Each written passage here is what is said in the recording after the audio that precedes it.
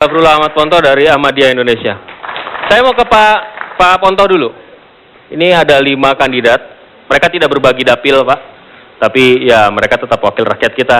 Kalau misalnya mereka terpilih nanti bulan April mendatang. Apa yang ingin Anda sampaikan? Boleh berdiri, Pak? Terima kasih. Saya tadi sudah mengikuti semua apa yang dibincangkan tadi, termasuk 2 narasumber yang di atas sana.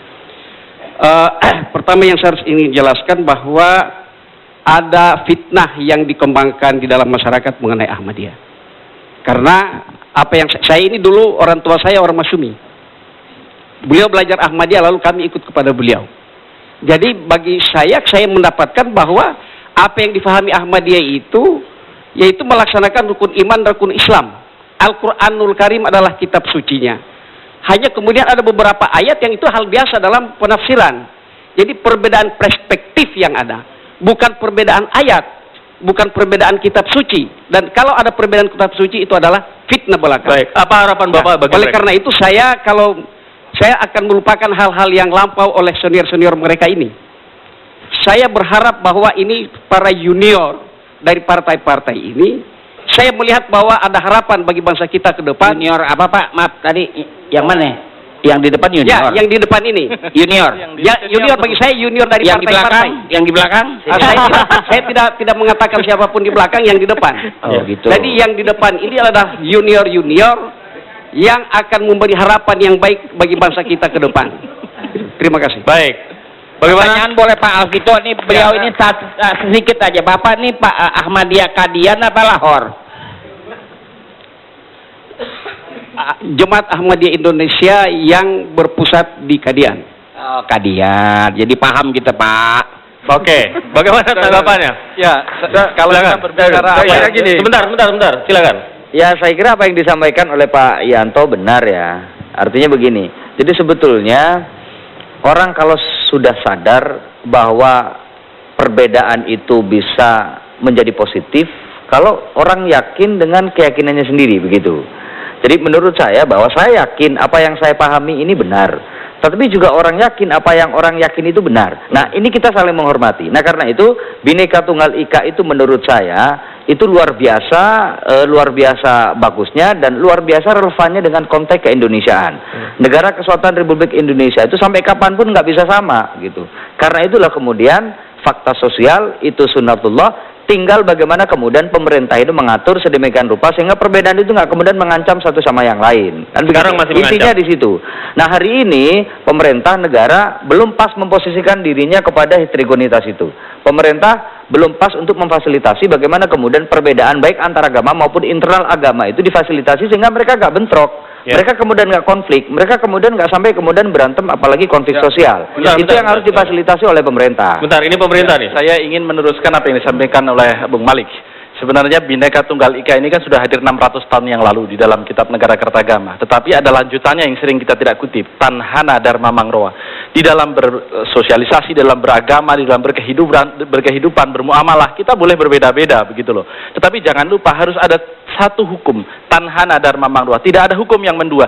Itu butuh pemimpin yang bersih dan berwibawa dan yang tegas menindak terhadap siapapun yang melakukan penghakiman oleh dirinya sendiri. Ini yang kita absen selama ini. Nah, karena itu 2014 kita akan pilih pemimpin, pilih di antara kita-kita yang ada di sini. Selama ini hanya partai politik, selama ini relatif absen di dalam konteks penegakan Kamtipmas. Sekitar 10 tahun ini masih absen ya?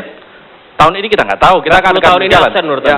Setelah reformasi praktis, kenapa ketika masyarakat energi euforia naik, justru negara di situ terlihat relatif membiarkan. Saya izin Bang, gitu. silakan dijawab dulu Demokrat. Baik, saya berbeda pendapat dengan 2 rekan saya.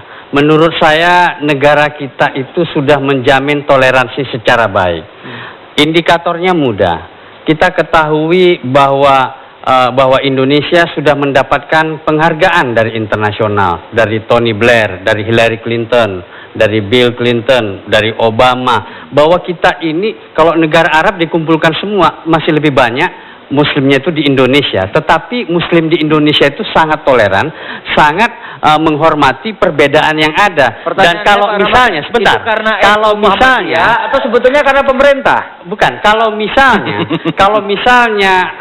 Bentar, saya tanya dulu deh, Ahmadiyah. Karena NU Muhammadiyah yang namanya hubungan yang harmonis seperti sekarang, gitu. Ya, saya tanya dulu Ahmadiyah, Anda merasakan hal yang disampaikan oleh Jadi begini, saya setuju bahwa ini pandangan dari Ahmadiyah, bahwa Ahmadiyah itu tidak pernah menyalahkan institusi negara dan institusi-institusi yang dibangun untuk kepentingan negara.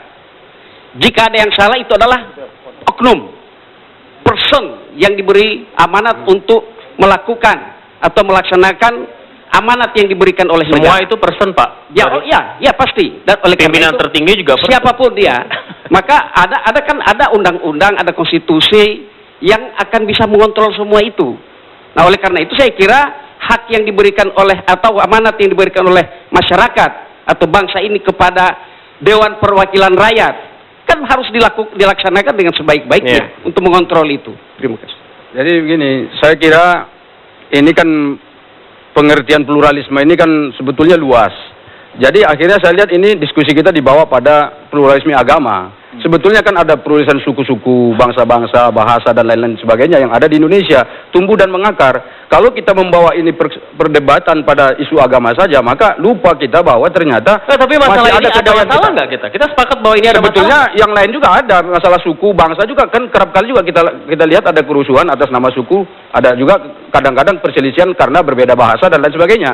Nah, karena itu saya kira pembicaraan kita boleh kita bicara soal agama, memang ada problem di situ sedikit gitu, tapi khusus untuk Ahmadiyah, Pak Ponto mungkin kenal saya namanya Saleh Partonan Daulay. Dulu ketika Ahmadiyah ada yang dibunuh di Cikesik, Pak, saya menemani Pak Ponto menemui banyak orang. Saya juga melaporkan ke Polri. Jadi kami dari Partai Amanat Nasional tegas bahwa kalau ada anak manusia itu yang dibunuh dengan tidak tepat, dengan tidak cara yang benar, atau ada misalnya orang yang tewas gara-gara perbedaan keyakinan, maka kita harus melalui jalur hukum. Ada sebetulnya ini toleransi itu menurut saya pada intinya nanti akan berujung pada ukhuwah, pada persaudaraan. Persaudaraan ada 3, persaudaraan seagama, ukhuwah Islamiyah, persaudaraan watoniyah, ukhuwah al-watoniyah, sebagai anak bangsa, dan ukhuwah al-basyariyah, persaudaraan atas sesama anak manusia. Jadi kalau kita beda agama, itu boleh jadi kita tetap bersaudara. Baik. Kenapa? Karena kita PKS sama bagaimana manusia. PKS?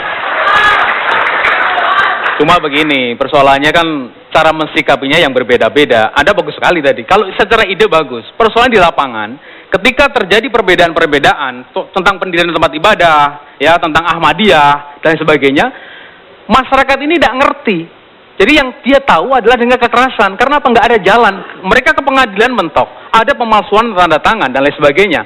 Inilah persoalan-persoalan yang masyarakat tidak tahu harus kemana. Harus kemana? Ini yang terjadi. Sehingga yang pluralisme dan toleransi ini sudah soal perilakunya. Kalau cuma diomongin di sini mah panjang.